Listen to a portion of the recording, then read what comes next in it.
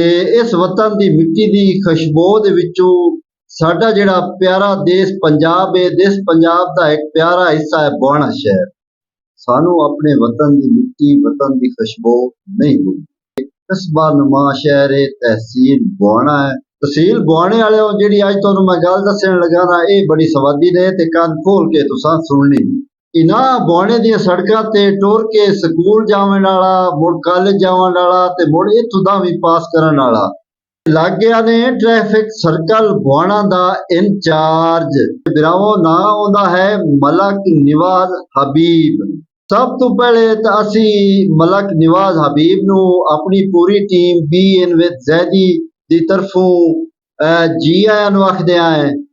उस तो पिछे सानू पूरी उम्मीद है बई ये साडा बिरा मलक निवाज हबीब बुआने दे ट्रैफिक मसैल नू बेहतर अंदाजे चो बेहतर तरीके नाल स्टैगल करन दी, हल करन दी कोशिश करसी।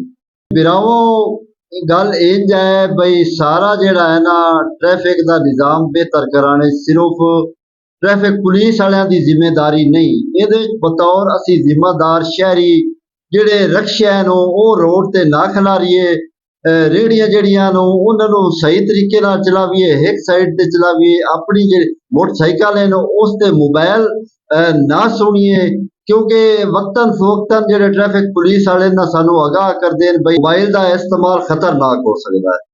बतौर जिम्मेदार शहरी कानून के हिसाब नाल चलना चाहिए ते ट्रैफिक पुलिस वाले दा साथ देना चाहिए। बहरहाल जी मलक निवाज हबीब बुआने दे विचों ट्रैफिक सैक्टर इंचार्ज लग गए ते उन्हां दा इह आखना है भी जिहड़े मेरे दरवाजे ना वो बुआने दे वासियां वास्ते हर वक्त खुले ने। ट्रैफिक दे उनवान नाल कोई भी मसला होवे तुसी मेरे कोल आओ, मैं उन्हां दा मसला हंगामी बुनियादां ते हल करसा। इतनियां ही गल्लां जे जिंदगी दित्ती इजाजत, जे जिंदगी दित्ती मोहलत, नवीआं गल्लां दे नाल तुहाडी खिदमत विच दोबारा हाजिर होसां। अपने सज्जण अपने बेली अख्तर इसमाइल रजौका नू दिओ इजाजत। अल्लाह बेली।